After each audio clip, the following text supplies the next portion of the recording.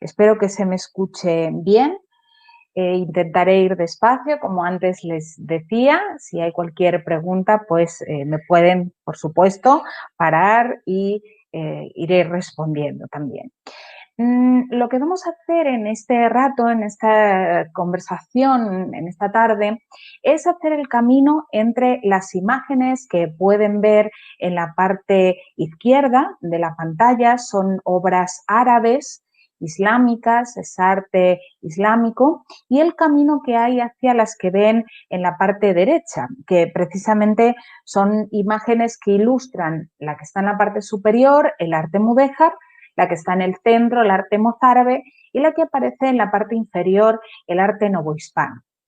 Es complicado, con una mirada rápida, distinguir muchas veces estos estilos. Y esto sucede por varios motivos, algunos históricos, algunos artísticos y otros también motivados porque cuando estudiamos la historia del arte, estudiamos por una cuestión didáctica, fundamentalmente, estudiamos la historia del arte a través, digamos, de cajones, de espacios que nos permiten dividir el tiempo, dividir los estilos. Por eso os ponía esta imagen donde tenemos los grandes periodos de la historia del arte, la prehistoria y la historia, y dentro de esta última, pues el mundo antiguo con Egipto, Grecia, Roma, la Edad Media, periodo largo en el tiempo con el románico y el gótico como protagonistas. Pasamos a la Edad Moderna desde finales del siglo XV, Renacimiento y Barroco en estilos, y después llegamos al mundo contemporáneo, donde el tiempo parece que cada vez va más rápido y los cambios artísticos pues también van a la par, cada vez más deprisa, y los estilos, pues hasta la posmodernidad actual, van cambiando de una forma vertiginosa. Si se dan cuenta, en ninguna parte de la pantalla, y hay muchos estilos aquí representados, aparecen los nombres de mudéjar, mozárabe y novohispano, que hemos dicho que van a ser nuestros protagonistas. Esto sucede porque durante mucho tiempo, desde el nacimiento de la historia del arte como ciencia, como disciplina en el siglo XVIII, la historiografía del arte en el XVIII y en el XIX se preocupa sobre todo de estos grandes momentos, podemos decir entre comillas estelares de la historia del arte, momentos donde vemos, por ejemplo, obras hablando de España, del territorio español, por ejemplo, en el románico, esa gran iglesia de Santiago de Compostela en la ruta de peregrinación, o las grandes catedrales francesas del gótico, el mundo italiano del Renacimiento. Pero ¿dónde queda el mudéjar? ¿Dónde queda lo mozárabe? Pues lo primero que hay que decir es que estos estilos son estilos enraizados en la península ibérica. Tenemos del otro lado al mundo brasileño, tan hermanado con Portugal. Ahora no vamos a distinguir entre España y Portugal porque en este momento hablamos de una unidad hispánica en cuanto a la conquista musulmana y, por tanto, estos estilos que se derivan de la misma. La primera palabra que quiero dar es clarificar de una forma muy rápida estos tres elementos. El mudéjar es un estilo cristiano, está realizado por cristianos en territorio cristiano. Por lo tanto, vamos a hablar de iglesias, vamos a hablar de un territorio que ya ha sido recuperado en la Reconquista. Sin embargo, el arte mozárabe es un arte cristiano, pero que se hace en territorio hispano-musulmán, en la parte de España todavía dominada por el mundo musulmán. El mundo novohispano tendríamos que ir del otro lado del Atlántico cuando ya se produce la conquista, en este caso del territorio fundamentalmente hoy de México, con esa llegada de Cortés en 1519 y la finalización digamos, de la conquista mexica en 1521. Lo que pueden ver en la parte inferior, arte islámico y arte hispano-musulmán, y esa referencia al arte europeo, todo lo que aparece en amarillo, digamos que son las influencias que reciben los estilos que tienen en la parte superior.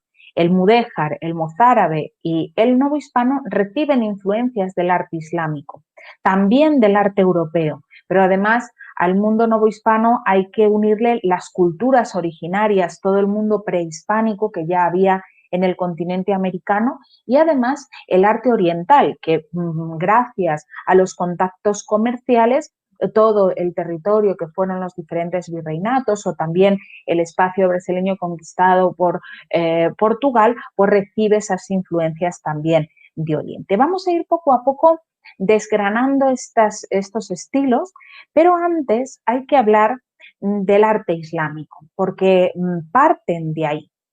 Muchas veces en la prensa, en la televisión e incluso en algunos textos más o menos científicos, vemos que por no ser redundante en la lengua, en las palabras, vemos casi como sinónimos las palabras musulmán, islámico y árabe. Y en realidad nos estamos refiriendo a cuestiones diferentes. Hablar de árabe es hablar de una cuestión lingüística. Sin embargo, si estamos hablando de lo musulmán o de lo islámico, tendríamos que hablar de una cuestión religiosa. Tenemos que entender cómo es esta religión porque todo el arte tiene que ver con su sustrato también de pensamiento. Y en el arte religioso, en este caso de la religión islámica, tenemos que entender cómo es el Islam y cuáles son sus creencias. Hay 5 preceptos fundamentales. Primero, realizar la profesión de fe. Es un reconocimiento de que Dios es uno y de que Mahoma es el profeta que Dios ha enviado para desvelar a los hombres la autoridad divina. Esto es tan importante que en las oraciones que el fiel musulmán realiza a lo largo del día, que son 5 oraciones preceptivas, incluso la llamada a la oración, esa llamada que vemos tantas veces desde las mezquitas y que escuchamos, pues precisamente se está recordando que no hay más Dios que Alá y que Mahoma es su profeta. Además, dentro de la religión islámica se anima a realizar limosna como una forma de purificar los materiales. Esto es importante porque es una manera, en el Corán, de liberarse de estas cargas materiales y también reconocer que todo lo que tenemos viene de la divinidad. Además, algo muy conocido para todo el mundo, aunque no profese esta religión, es el ayuno que se hace en el mes del Ramadán y la peregrinación a la Meca. Mahoma realiza la égira, que es una huida desde Medina a la Meca, y por eso esta ciudad se convertirá en el centro religioso del mundo islámico, del mundo musulmán. Se invita a todos los creyentes de esta religión a que sí pueden, en la medida que sus posibilidades también económicas o de salud lo permitan, al menos una vez en la vida, hagan esta peregrinación. Es verdaderamente pues impactante ver la situación que se produce en estas peregrinaciones, incluso este año con toda la contingencia de salud derivada de la COVID-19, ver la Meca vacía al final de Ramadán era muy impactante después de ver este espacio tan lleno. La religión islámica tiene su libro sagrado, muchas veces se habla de las religiones del libro, el cristianismo con la Biblia, digamos la Torá, el Pentateuco para el mundo judío y el Corán para el Islam. El Corán es el libro sagrado, contiene aquello que el arcángel Gabriel le revela a Mahoma. Casi todos nosotros, digamos que tenemos una raíz judio-cristiana, entendemos que la Biblia está dividida, aparte de los distintos libros, están divididos estos a su vez en capítulos y en versículos. Pues el Corán de una forma similar está dividida en suras, 144, y estas en aleyas. El Corán no es solamente un credo religioso, sino que también tiene unas implicaciones legislativas, éticas, digamos que rige la vida, no solamente el aspecto religioso, el aspecto cultural, sino que también rige los aspectos culturales. Y la comunidad islámica además de fiarse del Corán y de fijarse en este texto revelado, también se apoya en el consenso de toda la comunidad de los creyentes, que es el imam, y en el hadith, que es la tradición, lo que se ha heredado a través de los años y cómo se ha vivido esta religión a través de los años. Es una religión expresada en el arte y además entendido como una representación cultural. Es una representación que identifica fácilmente a los creyentes islámicos en cualquier parte del mundo por la similitud que tiene la estructura de las mezquitas entre sí. Digamos que es una forma de unir a un gran número de países a través de la religión y a través de la lengua. Volvemos a recordar, la lengua nos referimos a lo árabe y lo religioso nos referimos a lo musulmán o lo islámico.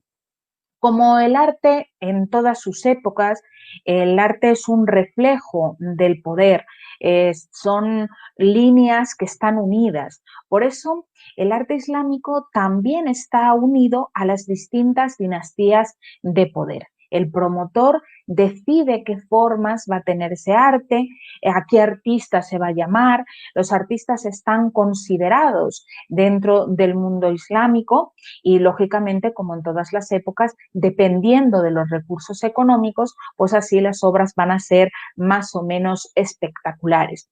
Pero siempre hay unas características comunes, iguales en todos los territorios. Primero, no hay imágenes sagradas. Esto tiene que ver con una tradición monoteísta anicónica.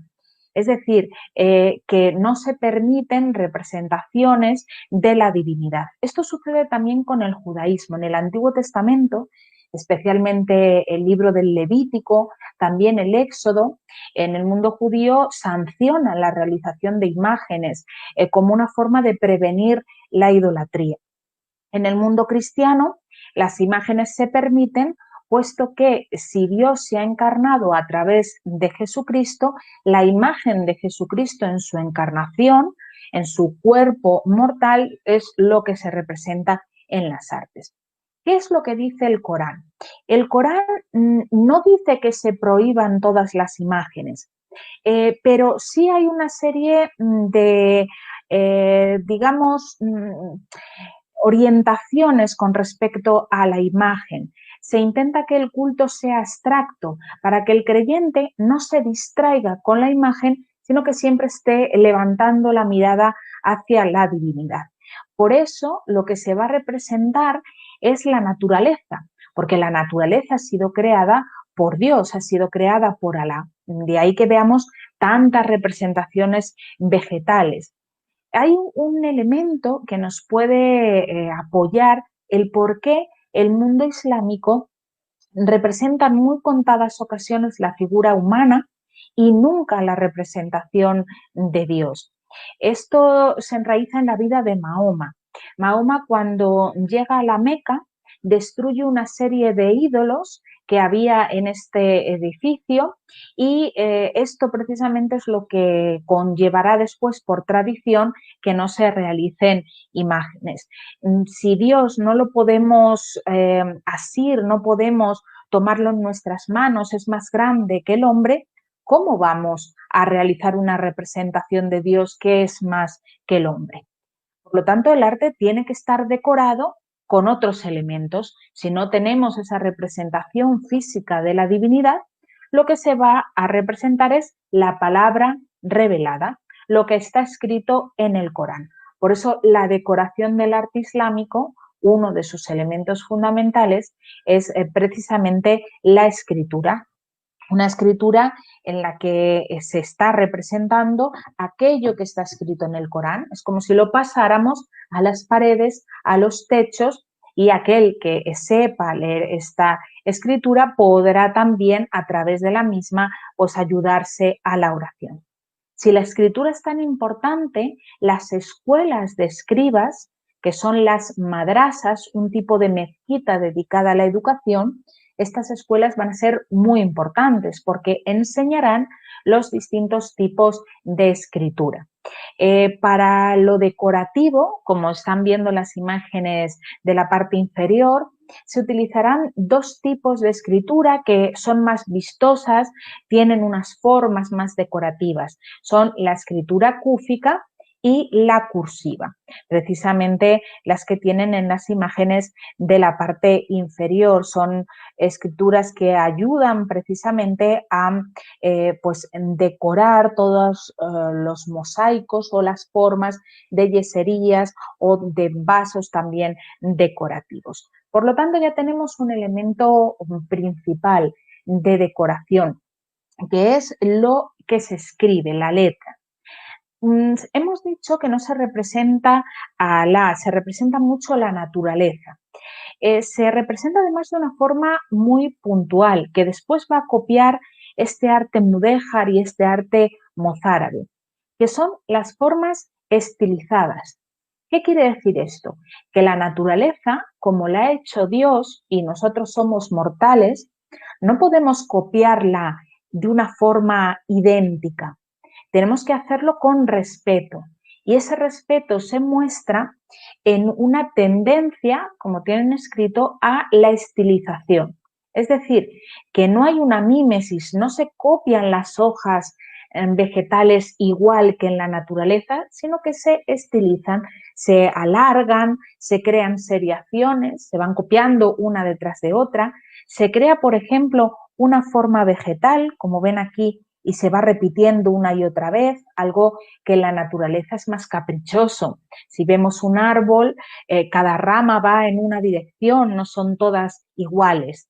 Pues hacer igual estas formas vegetales es una manera de separarse de lo que Dios ha hecho para no creernos igual a Dios. Esta es una de las formas de decoración.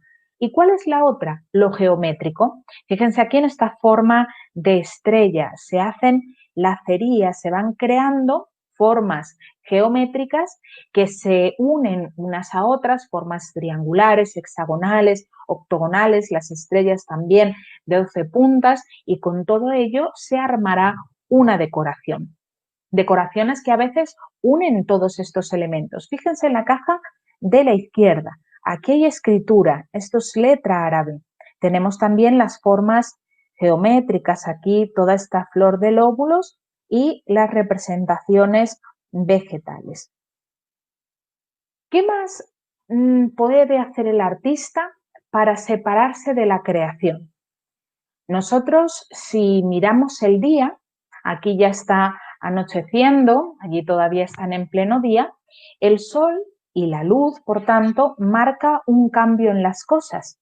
Esto lo entendió muy bien el estilo impresionista, representar, por ejemplo, esa catedral de Rouen, pero en diferentes momentos del día, como hacían los impresionistas. Esta forma de la luz cambiante nos demuestra que la realidad que nosotros vivimos cambia y lo único que permanece es Dios. Por lo tanto, si yo voy a hacer un edificio, no puedo hacerlo inmutable. Tengo que hacer que cambie con la luz. Esto está basado en un capítulo del Corán, la Sura 24, donde se habla de la luz. La luz que cambia, que transforma la naturaleza, también cambiará y transformará el arte. Y de una forma muy sencilla, con una decoración en las paredes, en los techos, en los muros, que cambia con la luz. Por ejemplo, el azulejo. Si se utiliza un azulejo, como aquí, un azulejo vidriado, una cerámica, no es lo mismo que a ese azulejo le dé la luz directa o le dé una luz rasante lateral. Los efectos son diferentes. ¿Cómo también se cambia la luz?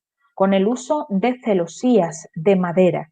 Aquí ven esta ventana con un trabajo de madera que crea ese enrejado. La luz va pasando y también va pasando de forma diferente a lo largo del día.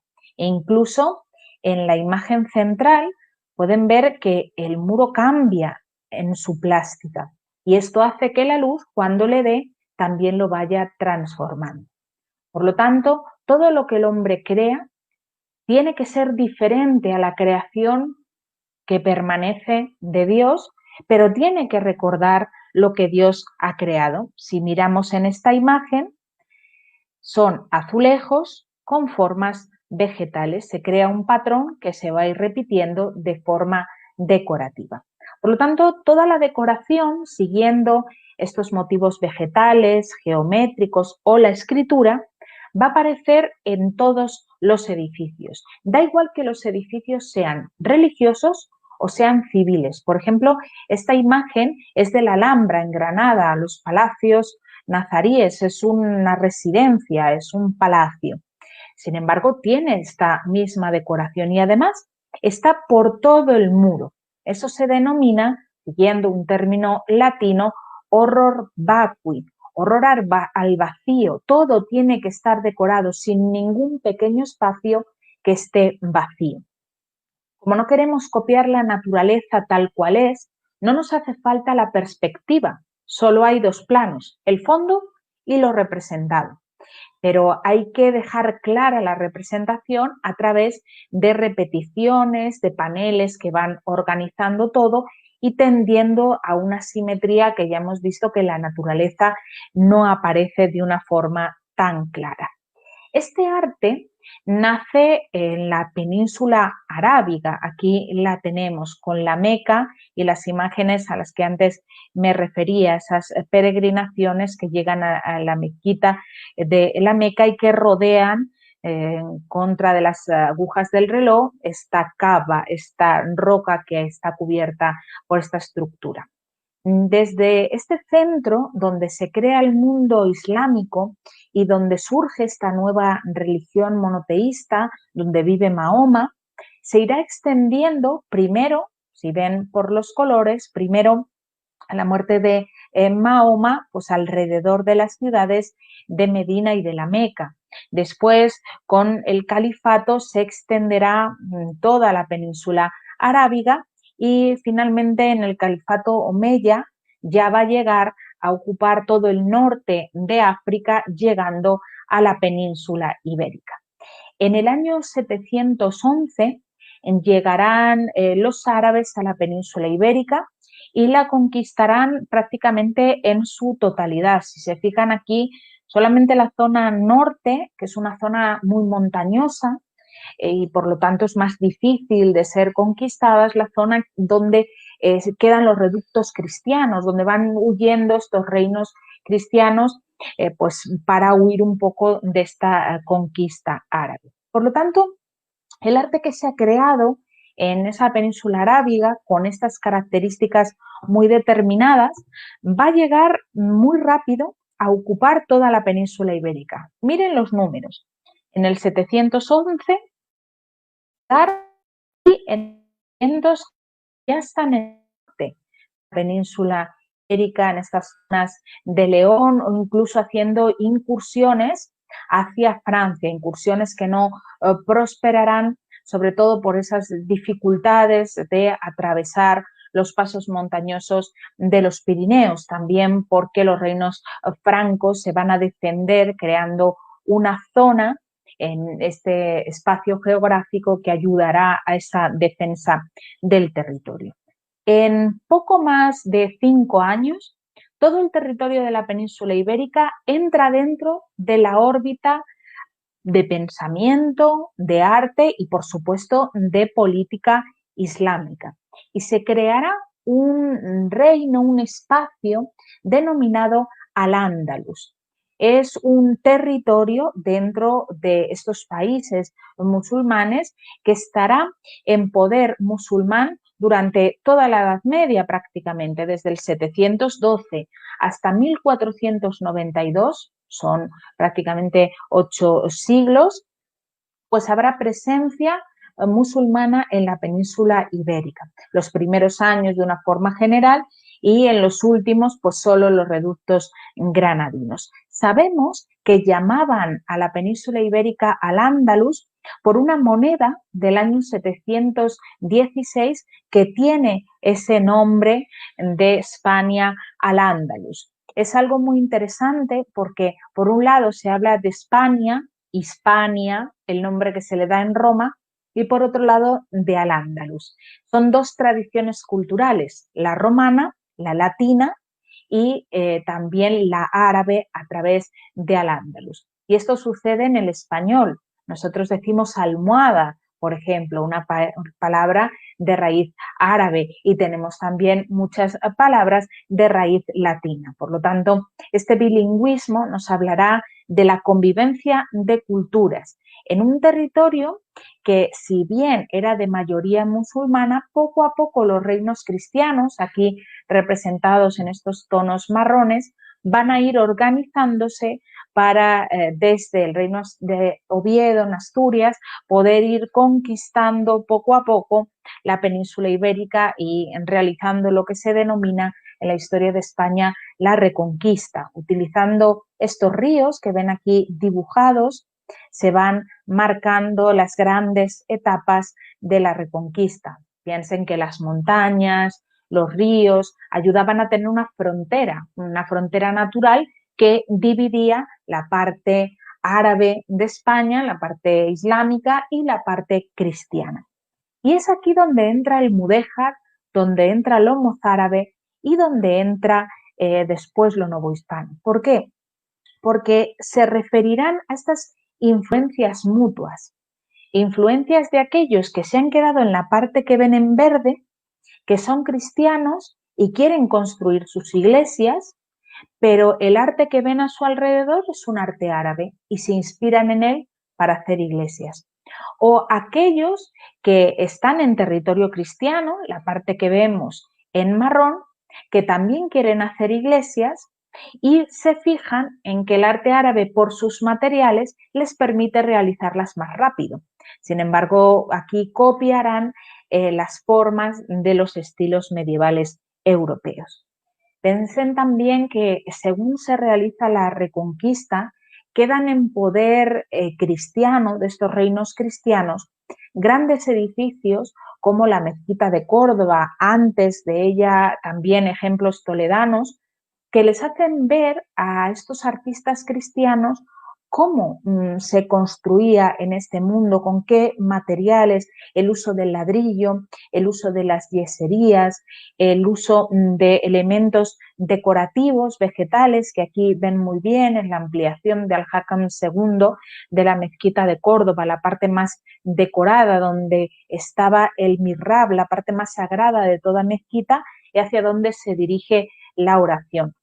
La Mezquita de Córdoba, saben que en la actualidad es una mezquita catedral. Dentro se construyó ya en el siglo XVI la Catedral de Córdoba, por lo tanto es un espacio híbrido que conserva algunas partes en su totalidad como eran como mezquita y otras se reconvierten en espacios cristianos. Por ejemplo, esta es la parte interna del mihrab, de esa capilla donde se conservaba el Corán, orientada hacia la Meca en la mayoría de las mezquitas, y que a ella se dirige la oración. Ya hemos hablado de que la decoración es de escritura. Aquí se podría leer esos versos del Corán. También hemos dicho que hay una decoración vegetal y toda esta parte del arco nos muestra esa decoración. Como ven, da lo mismo que veamos una obra realizada en la península arábiga, la Meca, por ejemplo, o que veamos esta obra en la península ibérica,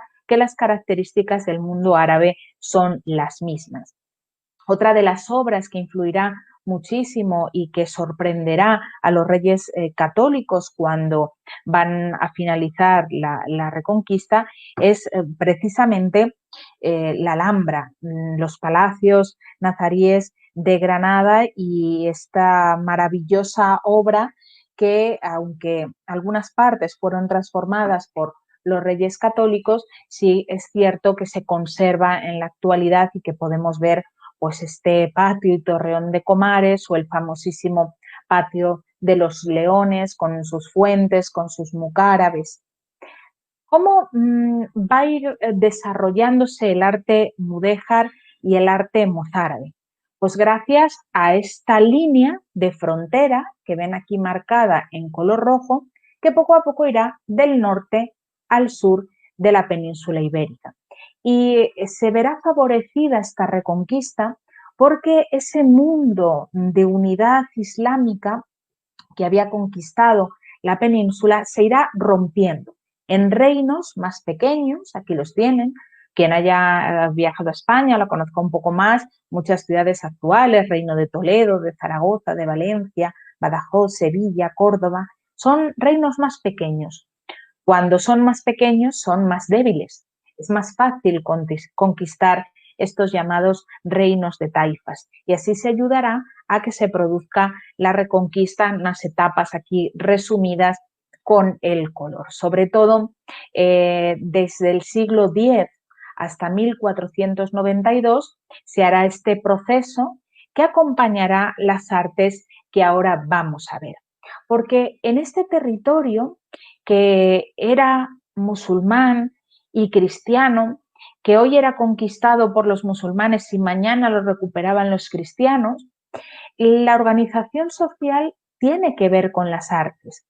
Cuando los cristianos conquistaban una parte de este territorio, llevaban a población del norte, francesa también, y se asentaban. Se asentaban en un espacio que había que llenar con edificios, que había que hacer iglesias, que había que hacer casas, y a los pocos años se avanzaba en la conquista. Cuando hay que construir mucho y muy rápido, uno de los problemas básicos es cómo lo pagamos, con qué dinero lo hacemos. Y eso es algo que pasaba en el siglo X y que pasa también hoy. Cuando queremos hacer una casa, tenemos que saber pues, cuál es nuestro presupuesto para hacerla. Y en este momento de la Reconquista se dan cuenta muy rápidamente que los materiales que se utilizaban en el mundo árabe, en el mundo islámico, eran más baratos. Es más rápido, más fácil y más barato construir en ladrillo que construir en piedra. Solo piensen lo que se tarda en tallar una piedra para hacer un capitel, para hacer un arco, para realizar toda una iglesia. Sin embargo, si esas formas las imito a través de un ladrillo, el ladrillo es más rápido de producir, es mucho más barato. También, y aquí el que nos convoca, nuestro arquitecto, podría enseñarnos mucho más, es más fácil construir que teniendo que pensar en los pesos de un arco, en cómo sostenerlo con sus contrafuertes. Sin embargo, con el ladrillo, el peso más ligero hace que sea más fácil la construcción. Por lo tanto, el fijarse en estas formas árabes, estas formas hispano-musulmanas, es una cuestión práctica. Hay que hacer muchas iglesias. ¿Cómo es más fácil y más barato hacerlas? En ladrillo, pues vamos a hacerlas así. Es una practicidad que conllevará a que haya lugares, por ejemplo, como Toledo, como Toro, el lugar del que yo soy natural, donde la iglesia mayor, la más grande, la más principal, se hace en piedra y todas las demás son en ladrillo. Y tendremos un románico en piedra para su iglesia mayor y un románico en ladrillo, siguiendo el estilo mudéjar, para las iglesias de los barrios, para las iglesias más pequeñas. Esta sociedad además vivía una convivencia de culturas. Había cristianos, había judíos, había musulmanes, y entre ellos se produce una hibridación de formas, se van copiando los unos a otros, aquello que han aprendido se lo heredan a las siguientes generaciones. Digamos que también se reconocía que la España islámica culturalmente era más superior a los reinos cristianos, tenía una técnica y una cultura superior. Por lo tanto, se querían copiar las formas del Camino de Santiago, pero de una manera, y lo voy a poner entre comillas, más pobre. Siempre se ha entendido el mudéjar, sobre todo en los inicios de estudiar este estilo, como la hermana pequeña y pobre del románico y del gótico. Vamos a ver después si esto es cierto o no. Nuestra tarde de hoy nos traía a hablar de 3 momentos de la historia del arte. Con esta introducción del arte islámico yo creo que vamos a entender mucho mejor lo demás. El mudéjar, una definición fácil, es el estilo desarrollado en la parte cristiana de la península ibérica, que hace obras cristianas, pero siguiendo influencias del mundo árabe, del mundo hispano-musulmán. ¿Cuándo se hacen estas obras? Desde el siglo XII hasta el siglo XVI. Incluso hay formas que viajan a América también. Quito tiene ejemplos de este estilo mudéjar. También las primeras fundaciones de conventos en México seguirán este mismo estilo. Vamos a ver cuándo se empieza a hablar del arte mudéjar. ¿Se acuerdan que al principio hemos visto esa historia general del arte y que el mudéjar no aparecía? Era un estilo olvidado, nadie se había parado a pensar en él. ¿Cuándo se empieza a hablar de arte mudéjar? Se empieza a mediados del siglo XIX con un personaje que es un historiador del arte español, José Amador de los Ríos. Este historiador, cuando va a entrar a la Academia de Bellas Artes de San Fernando, su discurso de ingreso precisamente se titula Arte mudéjar. Él dice que hay un estilo que es español, que es hispánico de la península ibérica, que no hay en Francia, que no hay en Alemania, y que lee las formas del románico y del gótico, pero con la influencia árabe. Para darle este nombre, se fija en un término árabe, aquí lo tienen escrito, midayan, que significa aquel a quien se ha permitido quedarse. Esto sería como aquel musulmán al que se le ha permitido quedarse en un territorio cristiano, que ahora trabaja para los cristianos y les enseña sus técnicas, el uso del ladrillo, el uso de la yesería, el uso del azulejo. Sin embargo, en el siglo XIX se pensaba que este arte mudéjar era muy interesante, era bonito, era curioso, pero era como una hermana pequeña, que las grandes obras de arte eran las realizadas en piedra. Poco a poco este pensamiento se ha superado. Ahora se atiende a los mudéjares y al arte mudéjar como un periodo singular de la historia del arte español. Vemos su vertiente en la historia y también en la historia del arte, y es una singularidad muy interesante que nos permite entender ese momento histórico del siglo XII, del siglo XIII, del siglo XIV, incluso del siglo XV. Se empieza a entender que es un arte hispánico. También se entiende que hay que comprender el momento histórico. Sobre la Edad Media hay muchos mitos y en este momento del siglo XIX pues los había en mayor cantidad. Había que aproximarse al momento histórico de cuando surge este estilo, entender la toma de Toledo en el año 1085 como un punto de partida para estas creaciones artísticas que sobre todo se extenderán en el siglo XII. También nos habla de una cuestión civil. ¿Se quedaban musulmanes en territorio cristiano a vivir? ¿Cómo era su situación? ¿Trabajaban? ¿En qué trabajaban? ¿Qué influencias daban? ¿Qué influencias recibían? Todo esto es algo muy interesante que se ve en las formas del estilo. Digamos que se utilizarán, por ejemplo, en esta iglesia San Martín en Arévalo, ven arcos de medio punto, esa forma del románico, igual que se haría con una torre románica en piedra, por ejemplo, la de la Catedral de Zamora, pues estas mismas formas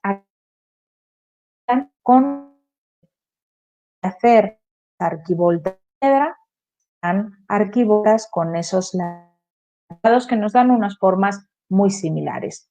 Esto lo podemos ver en todos los ejemplos que están desde la línea del Duero, en Toro, en Zamora, en la zona de Tierra de Pan, en Toledo, también tenemos en Teruel un foco de arte mudéjar muy importante. Piense que el arte mudéjar se puede resumir con este cuadro: la pervivencia de las formas hispano-musulmanas en el arte cristiano. Si se fijan en el material, todo es ladrillo. También aquí en este detalle de las torres de la Catedral de Teruel pueden ver que hay azulejo. Por lo tanto, son esas uniones entre las técnicas del mundo árabe y también las formas primero del románico en los siglos XI y XII y después ya del gótico en los siglos XIII al XVI.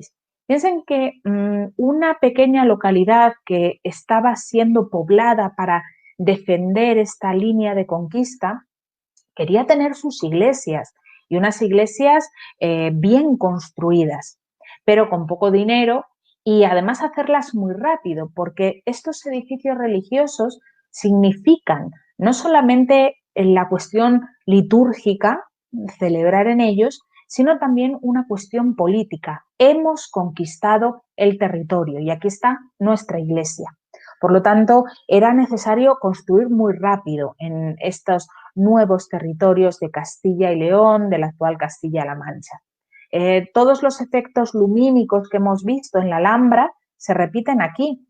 Esta es una obra en los Alcázares de Sevilla en el siglo XVI, que si yo no les pusiera dónde está, podríamos pensar que estamos hablando de la Alhambra, que estamos hablando de uno de los palacios nazaríes, cualquier forma casi copiada de una forma mimética. Todo esto nos ayuda a entender lo importante que fue esta técnica constructiva, todo lleno de decoración, el horror vacui que hemos dicho antes, horror al vacío, todo está decorado, no se deja un espacio sin decoración vegetal, sin esmaltes. Aquí vemos en la parte inferior el azulejo para proteger también las paredes en su parte inferior. Lo bueno que tiene el mudéjar es que es barato de construir y además es un estilo que no está reñido con la decoración. No cuesta mucho construir el ladrillo, pero todo el ladrillo está tapado con el azulejo, con la yesería y eso nos da unos espacios muy ricos en sus formas. Incluso cuando solo hay azulejo, también este se coloca de forma decorativa. A lo mejor no puedes pintar esta iglesia todavía en el interior con frescos, pero ayudas con la colocación del ladrillo a sardinel, que es el que tienen arriba, forma vegetal, vertical, o en esquinilla, y así ayudarás a que haya una mayor decoración o incluso el recorte del ladrillo para hacer este perfil que se llama en nacela y todo ello ayudará a tener un mayor carácter decorativo. Ya hemos avanzado por qué se desarrolla mucho este estilo, por qué tiene tanto éxito. Es económico. Es económico, es más fácil trabajar en ladrillo. Y en caso de utilizar piedra, pues esta imagen de la iglesia de San Juan en Alba de Tormes nos enseña dónde vamos a utilizar la piedra. Lo vamos a utilizar abajo para aislar el edificio del suelo, para que no suba la humedad. Vamos a utilizarlo también en los capiteles, en las columnas, para dar una mayor entidad y poder tallar elementos decorativos, poder tallar, por ejemplo, escenas del Antiguo, del Nuevo Testamento. Esto, lógicamente, con el ladrillo es muy complicado hacerlo, pero todos los arcos van a tener la realización general del edificio en este mudéjar de ladrillo. Los materiales son más baratos, por lo tanto las obras se pueden hacer más rápido y además, como estamos haciendo una conquista cristiana de norte a sur, la mano de obra del mudéjar, de aquel que se ha quedado en este territorio cristiano, es más barata. Es más fácil, digamos, pagar menos a este migrante, vamos a decirlo así, entendiéndolo así, para pues, que pueda realizar estas obras.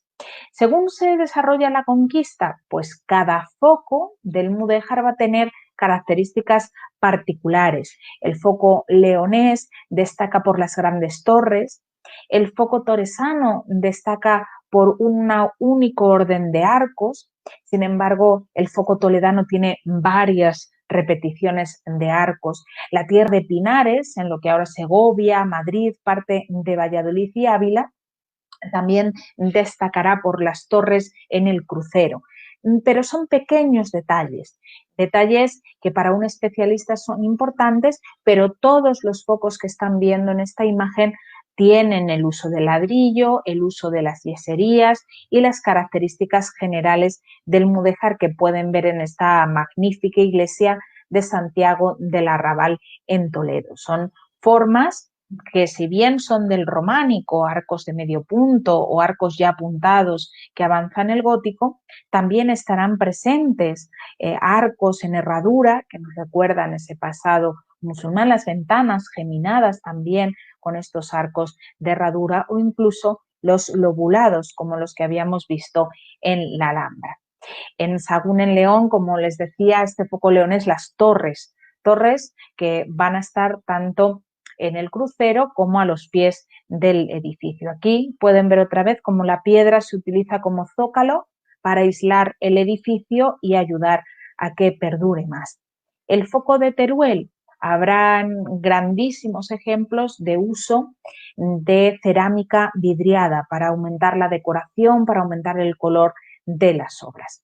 Y todo esto en un marco histórico muy interesante en torno al siglo XII y siglo XIII, que se están construyendo las catedrales en la región del Duero, primero las románicas y después las góticas. Era necesario pues que la tierra fuera ocupada para que produjera y ayudara a seguir la reconquista. Es una manera de crear esta explotación de la tierra que mantendrá la conquista. Y por eso el mudéjar y el mozárabe después también son estilos fundamentalmente rurales. Lo vemos o bien en pequeñas villas como esta de Cuéllar o en las zonas exteriores a las murallas de las ciudades, iglesias de arrabal, iglesias de barrios menos importantes. La iglesia mayor se trataba que fuera de piedra, como hemos dicho antes, y el resto de iglesias en los barrios menos importantes, en la periferia, fuera de la muralla, eran las realizadas en mudéjar. Cuando tenemos una iglesia, hay espacios de una iglesia que son jerárquicos, es decir, el presbiterio, la zona del ábside donde está el altar mayor, es el espacio más importante del templo, donde se produce el centro de la liturgia focalizada en el altar. Por lo tanto, esa parte, si se tiene piedra, es la que se va a hacer de piedra. Y aquí no podemos verlo entero, pero si se fijan en la parte de la derecha de la imagen donde estoy marcando, aquí arrancaría el ábside que es de piedra. Otro de los elementos importantes son las puertas de entrada. Las puertas en el mundo medieval no eran solamente un espacio para entrar y salir, no es solamente un espacio de comunicación entre el exterior y el interior. Las portadas medievales son un mensaje en sí mismas, tienen una gran cantidad de decoración, unos elementos más o menos historiados, pero en ellas se centrará un aspecto comunicativo. Por lo tanto, si puedo tener un poquito más de piedra, no solo hago el ábside, que aquí lo veíamos en el lateral, sino que también hago la portada, y aquí la vemos de piedra. Vemos esa rosca del arco de medio punto realizada en piedra y los capiteles de unas columnas ya perdidas también realizadas en piedra. Sin embargo, el resto de la iglesia, los muros, todos ellos en ladrillo. Ya construimos a partir de ahí con un material más barato. Esto será muy habitual. Encontraremos iglesias que intentan mostrar el poder. Cuéllar fue una villa rica y es un foco importante del mudéjar, pues mostrando esta unión de la piedra y el ladrillo. Son iglesias rurales, iglesias colectivas. Es una expresión de este grupo de personas que iban avanzando y colonizando los espacios conquistados. Por lo tanto, el carácter colectivo de estos edificios va a ser importante. Trabajaban ya no arquitectos, sino casi alarices, albañiles, que conocían las formas del románico y que eran capaces, digamos, de imitarlas siguiendo las estructuras del ladrillo. Y una de las cosas que hay que advertir para aquel que quiera ver imágenes del estilo mudéjar o que cuando venga a España quiera visitar estos templos, es que al principio del siglo XX, digamos que entre 1900, 1930, 40, incluso llegando a los años 50 en algunos territorios, el arte mudéjar fue muy restaurado. Saben que la obra de arte, o imagínense una iglesia construida en el siglo XII, no se queda sin tocar hasta el siglo XX. Se le añade un retablo, a lo mejor del XIV, después en el XVI hacen una sacristía, a lo mejor en el XVII hay más dinero y rehacen el ábside, ya con un estilo barroco. Esto es lo habitual en la historia del arte. Lo que se hizo en este momento de principios del siglo XX es despojar a los edificios del mudéjar de toda esta historia añadida, buscando una pureza de estilo que es la misma que Viollet-le-Duc hace en Francia con las restauraciones, entre otros muchos espacios de la propia Catedral de Notre Dame de París, creando esa imagen de lo que tiene que ser el gótico. Pues aquí también pasará el mudéjar, con las restauraciones se le irán quitando muchos añadidos y a veces es difícil saber dónde está el edificio original y dónde están estas reconstrucciones casi que se hacen a través de la restauración. Trabajaron muchísimos arquitectos en España en esto, les pongo solo dos nombres, Alejandro Ferrand y Luis Menéndez Pidal, que trabajan sobre todo en el centro de España y que su idea de trabajo era eliminar todos los elementos que consideraban que no eran del estilo mudéjar, una forma de conservación muy extrema que lleva pues a falsos históricos, a intentar quitar añadidos de capillas que aquí se ven en esta iglesia de San Lorenzo el Real de Toro. También, por ejemplo, fíjense cómo estaba este ábside, también dañado, y cómo finalmente se reconstruye el exterior y también el interior de la iglesia de San Salvador de los Caballeros, con restos de pintura ya del gótico y del Renacimiento. Hemos visto el mudéjar, que hemos dicho que es el arte cristiano realizado en territorio cristiano con influencias artísticas árabes. El mozárabe sería el arte cristiano, pero realizado en territorio todavía hispano-musulmán. Es decir, según va bajando esa conquista, el mozárabe estaría en un territorio todavía musulmán. Por lo tanto, tiene un estatus especial. Especial porque los cristianos que vivían en zona árabe, en zona islámica, se les permitía conservar la religión cristiana. También eran autónomos jurídica y eclesiásticamente, podían seguir realizando sus cultos, tenían sus propios tribunales. Sin embargo, hay muy pocos ejemplos. ¿Por qué?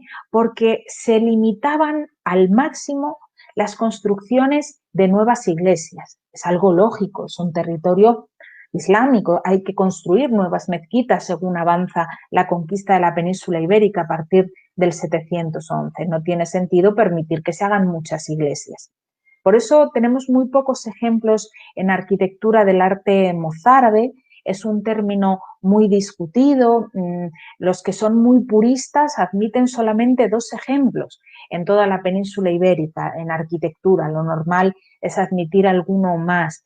Pero otra vez vemos que son entornos rurales, pequeños asentamientos rurales y espacios alrededor de la ciudad donde viven los cristianos. No van a vivir en el centro, en la parte importante de la ciudad, viven aquellos que tienen el poder. Aquí los cristianos quedan fuera de las murallas, en los suburbios. Además, son obras pequeñas. Pensad que es una población que está en minoría, que está sometida, que si bien tiene una autonomía religiosa, no tiene el poder, con lo cual tiene poco dinero para construir y las iglesias van a ser pequeñas, los materiales de construcción van a ser modestos, se pueden reutilizar algunas columnas si se encuentran de templos anteriores y sobre todo son obras muy pequeñas realizadas por cristianos en toda esta parte que vemos en verde, en el territorio islámico. Son obras, como antes decía, que van a copiar las formas islámicas con las que conviven, como por ejemplo estos de alfil, forma geométrica que Tenemos pocos ejemplos, como antes les he dicho, pero algunos de los más interesantes no están en arquitectura, sino están en los libros miniados, especialmente en los beatos como este de Gerona. Un beato es un comentario al texto del libro del Apocalipsis, el último libro de la Biblia. En torno al año 1000 se crea una corriente de pensamiento mileniarista que pensaba que el mundo se iba a acabar. Muchos imagino que vivieron también el efecto 2000, cuando pensábamos que los ordenadores iban a dejar de funcionar, que iba a haber un caos informático y demás. Bueno, pues no hemos inventado nada. 1000 años antes, en el año 1000, ya el hombre medieval tenía esa sensación de cercanía del fin del mundo. Un fin del mundo que estaba anunciado a través de las dificultades históricas que vivía el hombre de este momento. Por tanto, el libro del Apocalipsis fue un bestseller, fue el gran libro de atención y no vamos a decir de venta, pero sí de reproducción. No solamente se copia el libro del Apocalipsis de la Biblia y se van haciendo copias manuscritas, sino que también se copian los comentarios que hace el beato de Liébana, un monje medieval, a este libro del Apocalipsis. Las anotaciones, las ilustraciones que darían color a este mundo medieval. Además, algunas de estas obras, mudéjares y mozárabes en este caso, son tan interesantes como este beato de Gerona. Y se lo pongo no solo porque mantenga vivo este mundo mozárabe, sino porque este beato de Gerona es el libro que nos da el nombre de mujer, artista mujer más antiguo que conocemos. Era una pintora que se llamaba Ende. Tienen aquí su nombre. Hay una inscripción al final de este beato de Gerona que nos dice que Ende, pintora y ayudante de Dios, y Emeterio, un religioso, hermano y sacerdote, son los que hacen este beato. Ende es la pintora más antigua cuyo nombre conocemos en el arte europeo. Esto medieval es importante para la historia del arte realizado por mujeres y también para llamar la atención sobre algo muy curioso. Este beato, igual que las obras que les voy a enseñar a continuación, fue realizado en un monasterio en Tábara, en la provincia de Zamora, y era un monasterio doble. Tenía una parte de hombres y una parte de mujeres. Por eso Ende y Emeterio trabajaban juntos en el taller que reproducía estos beatos medievales. Beatos como este de Gerona, que les digo fue realizado en San Salvador de Tábara. Incluso el beato de Gerona nos muestra cómo era el lugar donde trabajaban. Y aquellos que sean fan, que les guste la literatura de Umberto Eco y que hayan visto El nombre de la rosa, pues precisamente la idea de escritorio medieval está tomada de esta obra. Tomando el mundo de lo mozárabe y el mundo de lo mudéjar, ya el territorio hispano, a través de la Unión de los Reyes Católicos, llegará a conquistar el último reducto, que es Granada, en 1492, y en ese mismo año inicia la empresa americana, con la llegada de Colón a las Antillas. A partir de ese momento, el arte europeo, a través del entendimiento del mismo que se tiene en España, se llevará a los territorios conquistados, igual que tras el Tratado de Tordesillas, Portugal hará lo mismo con sus territorios de ultramar y que son artes que conocen ustedes muchísimo mejor. En este caso, también poníamos en el título el arte novohispano. Sería el arte desarrollado en el virreinato de la Nueva España. Digamos que este virreinato comprendería fundamentalmente lo que hoy es México, pero no solamente el México actual, sino ese México que se vendió a los Estados Unidos y que prácticamente es la mitad del territorio estadounidense actual y que incluso llegaba a parte de Centroamérica.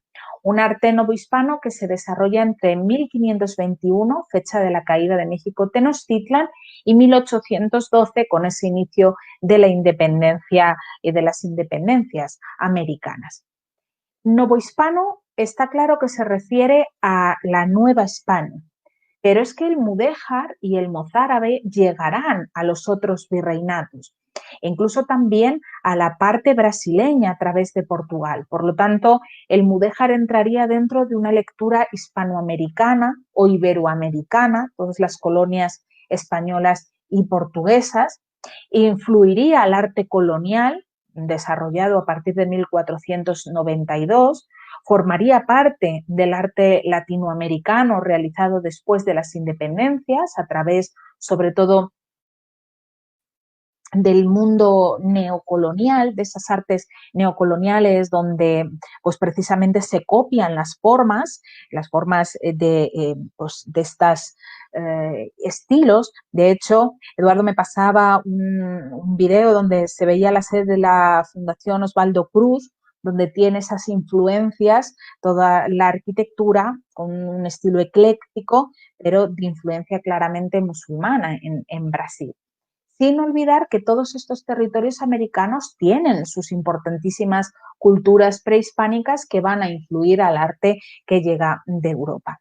Y para que vean cómo las formas son muy parecidas, tienen ahora en imagen una fuente en Chiapa de Corzo, en el territorio de Chiapas, al sur de México, y es una fuente que sigue las formas del mudéjar, y además incluso en los materiales, ese uso del ladrillo, los contrafuertes, pues reforzando esa forma octogonal central que alberga precisamente la pila de la fuente. También lo vemos muy claramente en las armaduras, los techos realizados en madera, en este caso una armadura de par y nudillo atirantada del antiguo convento de San Francisco de Tlaxcala, en México. Es una de las primeras fundaciones que hacen los franciscanos. Se funda el convento en torno a 1528, aunque la edificación que están viendo es algo posterior, pero sí tiene esas mismas formas, las formas de la cería, que ven esas estrellas, en la misma técnica que han aprendido y que se llevará a los virreinatos del sur, muy importante en la arquitectura quiteña, la influencia mudéjar. Por lo tanto, vemos que el arte islámico, que son las dos imágenes que ven en la parte superior, la mezquita de Córdoba, en dos de sus imágenes, con esta forma estilizada, su material basado en el ladrillo, la yesería, el azulejo, lo vegetal para la decoración, va a influir incluso cuando lo islámico se va de la península ibérica, influirá a los territorios cristianos en la propia península, pero también después en la conquista americana, el mudéjar y el mozárabe van a llevar sus formas a América y serán reinterpretados incluso en el siglo XIX. En el siglo XIX estamos muy acostumbrados a hablar de neoclásico desde el XVIII, neocolonial, neobarroco. Hablamos de esos neos que recuperan estilos históricos, neogótico tan habitual en las iglesias también de Brasil. Pues precisamente otra de las recuperaciones va a ser el neomudéjar, y en España se utilizará mucho para las plazas de toros realizadas en el siglo XIX y XX. Por ejemplo, la Plaza de las Ventas en Madrid seguirá esas formas del mudéjar porque se entiende una arquitectura dedicada a espectáculos.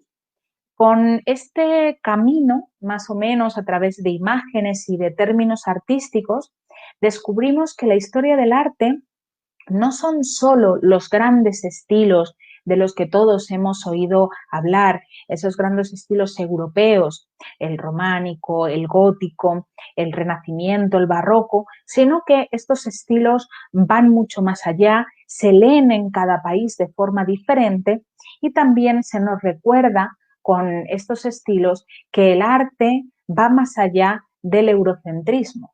algo que en la Academia Europea, de la que yo provengo, viene muy bien recordar de forma habitual, recordar ese arte islámico, el arte oriental y, por supuesto, también las lecturas americanas. Por tanto, con esto finaliza la presentación. Muito obrigado pela sua atenção. Y ahora pues quitaremos la presentación para pues poder hablar un poco entre todos si hay alguna duda y poder ahondar un poquito más en este arte. Quer dizer, se você gosta desse tipo de arquitetura, né, gostou de tudo que viu, aqui no Brasil tem essa sede da Fiocruz, lá no Rio de Janeiro, que é o Castelo Mourisco, é o apelido dele, né, Castelo Mourisco. Na verdade, é a sede da Fundação Oswaldo Cruz. E ela é muito, é belíssima, claro, ela não tem uma relação histórica exata, é realmente uma loucura de estilística, de gostar desse estilo e querer implementar no Rio de Janeiro, querer ter uma versão moura, uma arquitetura islâmica dentro do Brasil. Então, é realmente muito a decoração. Agora aprendi algo extra que eu gostei muito, né? Essa coisa do medo do vazio, horror ao vazio, né? Horror ao vazio. Que realmente ela segue exatamente essa linha. É tudo decorado, tudo. Não tem parede branca. Analía, un gusto verte. Veo el mensaje, un gusto saludarte. Gracias por acompañarnos. Y Cristian también, grandes y viejos amigos, qué gusto leeros y saber que estáis del otro lado. Otra cosa que no sé, que pregunté antes, pero me gustaría que vosotros, hasta no hay esta influencia de manejar islámico en otras partes de Europa. Hay influencias bizantinas, que no es lo mismo, son influencias orientales, pero son influencias cristianas, no islámicas. Esta influencia islámica es una originalidad dentro del territorio europeo, lo vivido en la península ibérica, porque si recuerdan el plano que hemos visto, ese mapa, se va conquistando todo el norte de África y a través de Gibraltar se llega a la península ibérica. Entonces, es una situación diferente a lo que se vive en el resto de Europa.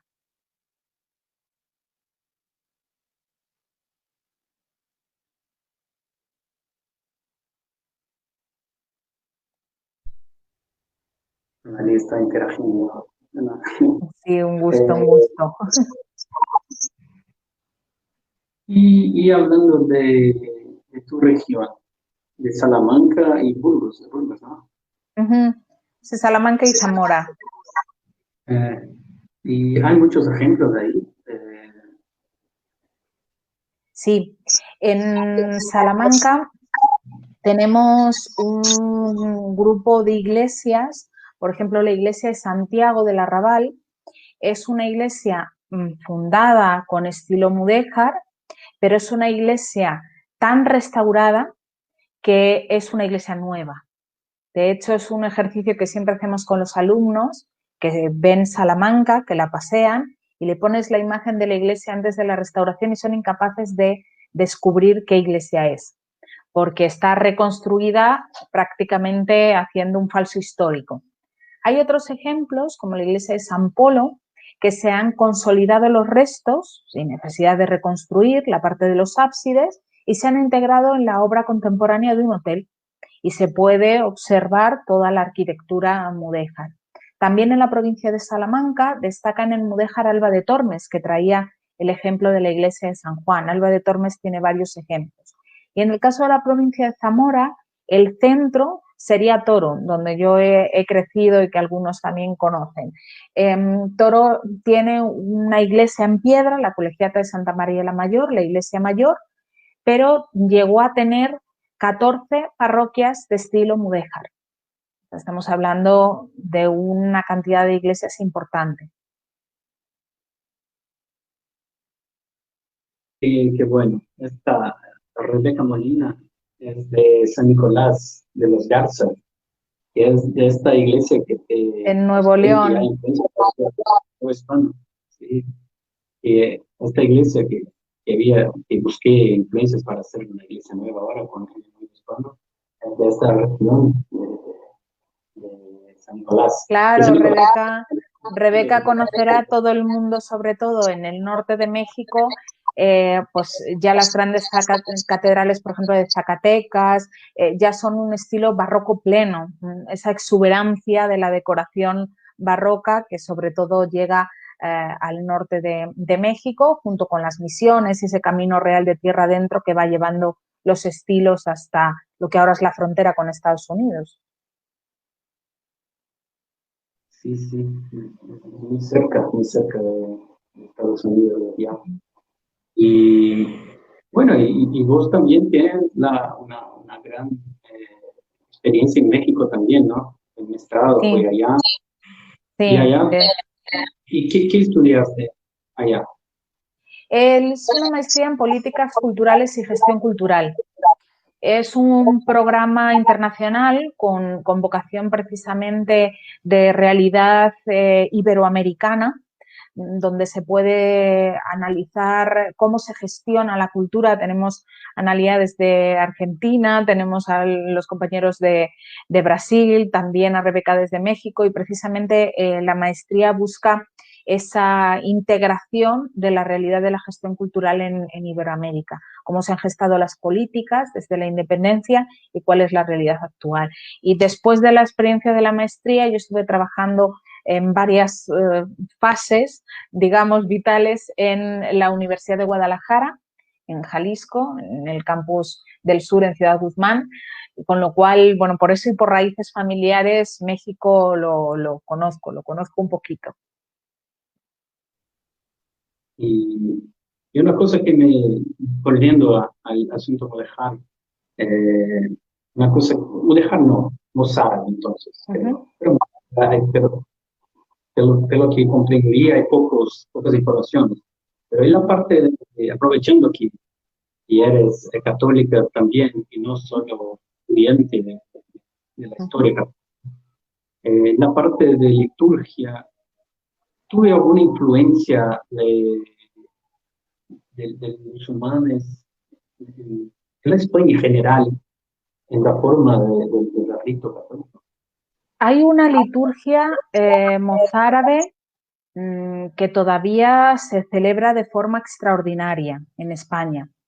Es un tema que no domino. He asistido a alguna liturgia casi por curiosidad, por ver cómo era la liturgia mozárabe, pero no conozco las implicaciones rituales en profundidad. Pero es uno de los ritos que todavía permite la Iglesia romana, además del rito latino más habitual, pues también se permite en determinados momentos se realiza esta liturgia mozárabe. En la Catedral de Salamanca, en la Catedral Vieja, en determinadas festividades del año se sigue realizando esta liturgia.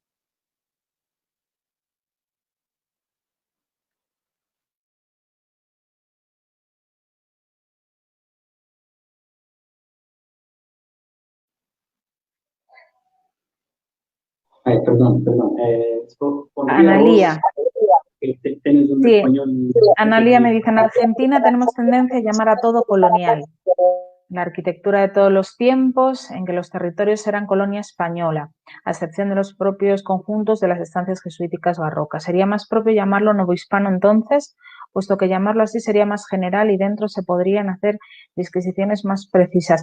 Efectivamente, el término colonial es un término general, englobaría todos los territorios americanos que formaron parte en algún momento de los reinos hispanos, tanto los castellanos como los portugueses. Sería algo que englobaría prácticamente toda América, ¿no?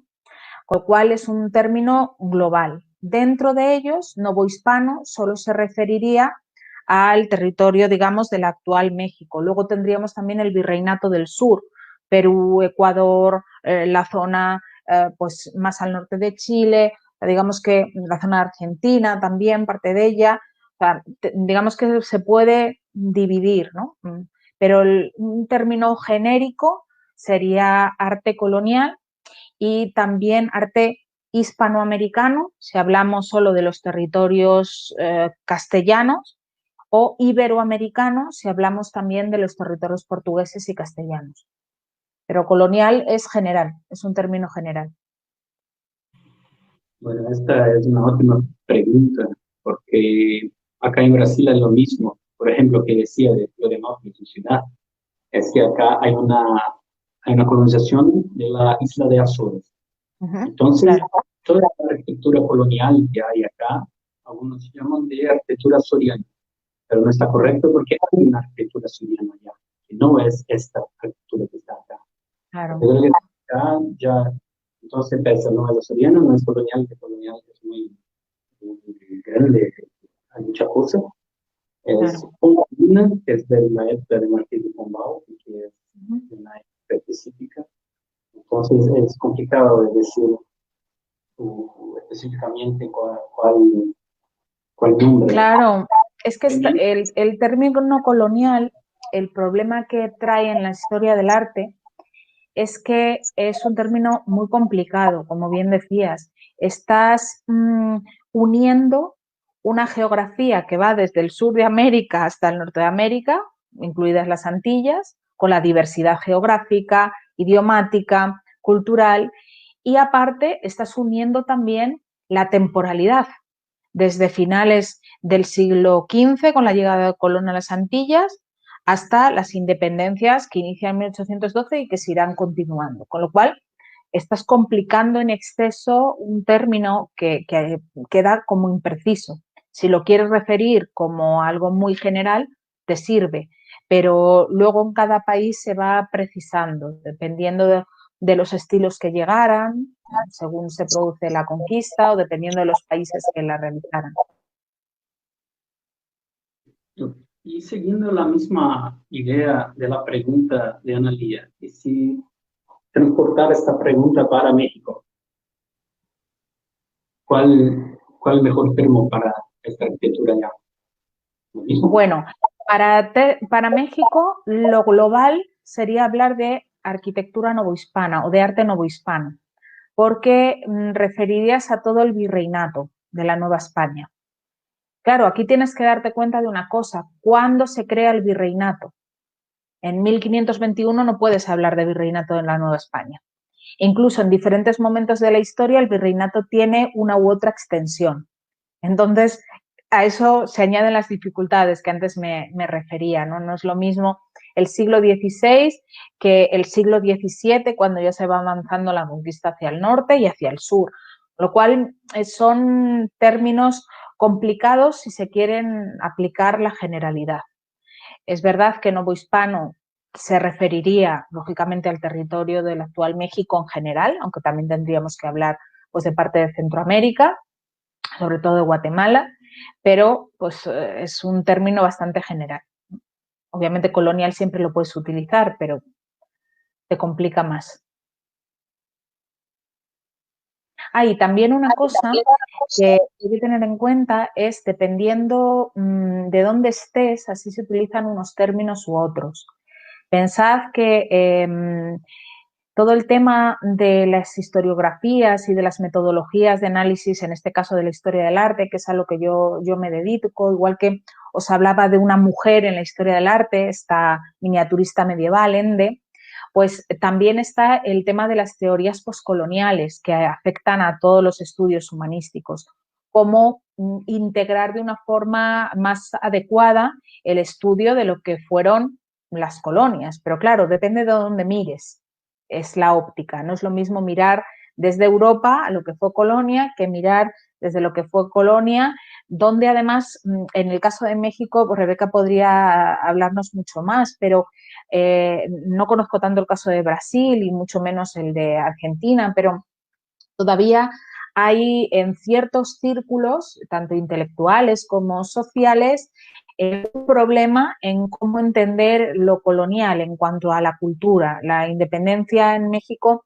sobre todo después de la posrevolución, se intentó buscar el alma nacional, digamos, dónde está esa raíz de la cultura mexicana. Yo creo que todas las independencias han tenido que pasar por eso mismo. Y una de las cuestiones que se creó es ver los momentos, los siglos de colonia como un paréntesis cultural en el que se robó la cultura originaria y la esencia de la mexicanidad que se quiere recuperar en el siglo XX. Dejando un paréntesis en el medio que también es México, porque yo cuando daba clases allí en México les decía, bueno, si este arte colonial es arte español, pues yo me lo llevo, ¿no? Yo soy española, entonces me lo llevo, ¿es arte nuestro o es arte vuestro? Entonces estos diálogos yo creo que todavía son necesarios y sobre todo pues entender los periodos de conquista como partes también culturales. He puesto el ejemplo de España. España fue conquistada por griegos, cartagineses, romanos, 8 siglos de presencia árabe. Ya está. Es parte de la historia y es parte de la cultura. Pero esta tranquilidad, digamos, la da el tiempo. Las independencias americanas, pues estamos en los bicentenarios todavía. Entonces, la cultura dirigida creando una identidad nacional que olvide la etapa colonial es peligrosa porque pierde parte de la riqueza de la identidad cultural, que ahí radica, yo creo, una de las grandes riquezas de toda América, que tiene una cultura vastísima y totalmente diversa.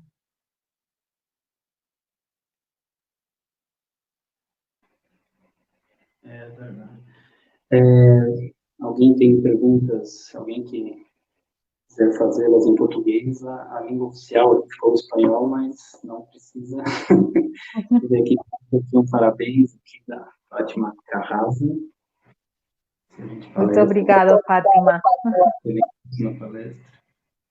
E, bem, na verdade, já estamos aí com 1h30 de live, vai ficar gravada aqui no Facebook, eu também vou editá-la e colocarei no YouTube também, para quem perdeu, para quem chegou agora, porque é sempre assim, né? Durante a live tem bem menos visualização do que depois. Depois tem bem mais.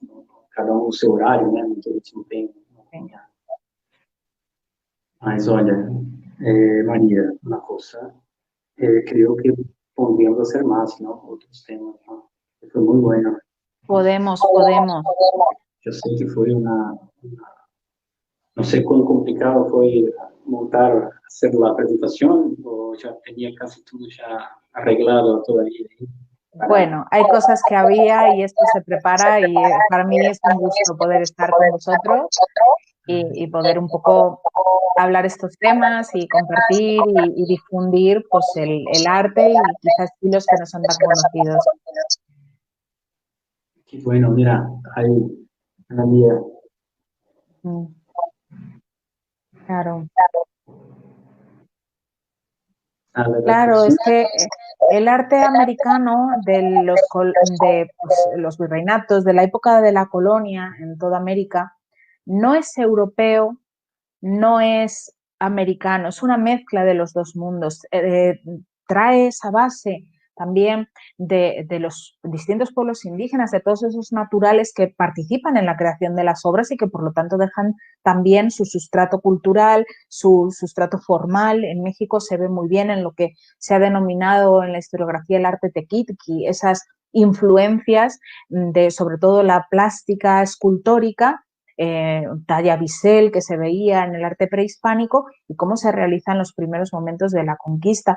Pero eso es la riqueza de un territorio que hibrida los elementos y les da un nuevo significado. Entonces, eso yo creo que no se tiene que perder y que cada uno de los países tiene que recuperar y que leer desde los dos mundos también. Yo creo que eso es importante y que poco a poco se irá haciendo. Yo confío que cada vez hay más estudios en profundidad, cada vez más las academias llevan trayectorias, pues en México, por ejemplo, que es donde más yo conozco, destaca sobre todo el Instituto de Investigaciones Estéticas de la UNAM, que tiene unas líneas de investigación amplísimas y que pues todo este mundo se va estudiando, ¿no? Y que cada vez se reclama también, igual que hay grupos, ¿no? Donde se persigue esa idealidad del mundo precolonial, pues también se intenta buscar recursos para lo colonial. Es que eso es algo que va más allá de algo solamente teórico. Si pensamos, por ejemplo, en el caso de México, como digo, es lo que yo más conozco, la cantidad de fondos, de recursos que se aportan para la restauración de zonas arqueológicas no tiene comparación en su volumen con lo que se aporta para la restauración de conventos del siglo XVI o iglesias del siglo XVII. Y eso tiene que ver con cómo se entienden estos documentos, no solamente con su estado de conservación.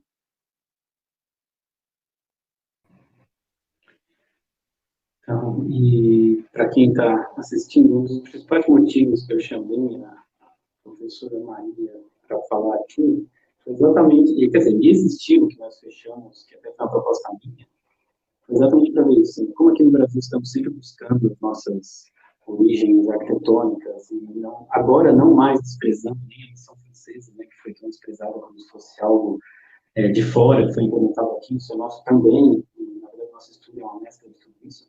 Sendo que a Espanha, que é um país que é tão, que aqui se considera tão como se lá fosse a arte pura deles, né, como isso que veio de lá, não, isso aqui é espanhol, vê como a própria arte espanhola vem de uma influência de vários povos e que eles estão correndo atrás daquele mozárabe, né, que é uma coisinha ali, um pequeno ponto, um pequeno movimento, mas eles querem trazer para formar esse caldeirão, né, de influências e assim ter uma arte espanhola. E que no Brasil, às vezes, sei lá, costuma se colocar para baixo, assim, várias digamos, com influência europeia, com influência direta europeia, que está aqui, que é, digamos, quase uma réplica da Europa aqui, como se fosse, não, isso aqui é europeu, isso aqui é nosso, então vamos buscar as nossas origens. Como tantos casos que aconteceram com a demolição do Palácio Móvel, lá em Rio de Janeiro, foi um caso, claro, foi na época do modernismo e tal, mas foi um caso desse, que era um monstro neoclássico francês, que não tinha nada a ver com o tropicalismo carioca e, sabe, acabou sendo demolido. Uhum. E tudo isso faz parte, né? Então, quer dizer, o fato de ser influência muçulmana, árabe, não exclui o fato de hoje ser de outro continente, de ser, quer dizer, querem buscar essa influência árabe, mostrando que isso também é espanhol, né? Isso também faz parte da cultura. No sé si me comprendes, María. Sí, sí, es también el mundo del arte islámico, del arte árabe en general, pues ha tenido mucho la lectura de exotismo, un arte exótico, un arte muy visitado por la literatura, por el cine, esa idea incluso, pues la danza de los velos, una idea incluso mística a veces del mundo árabe, de su cultura, y pues ese carácter exótico hace que también tenga su extensión. Por ejemplo, Inglaterra mirará a Oriente, pero mirará a la India, que eran sus colonias. Y lo que copiarán en ese mundo de los neos del 19 será las formas bulbosas de las cúpulas hindúes en el pabellón de Brighton, por ejemplo. O sea, son esas formas que cada uno va a ir persiguiendo dependiendo de cuáles sean sus raíces. Pero lo que decías es cierto, España recibe un arte románico desde el gótico que nace en la Ile-de-France, recibe un arte renacentista que nace, lógicamente, con la recuperación italiana y recibe un arte que va a llegar a través de la conquista árabe.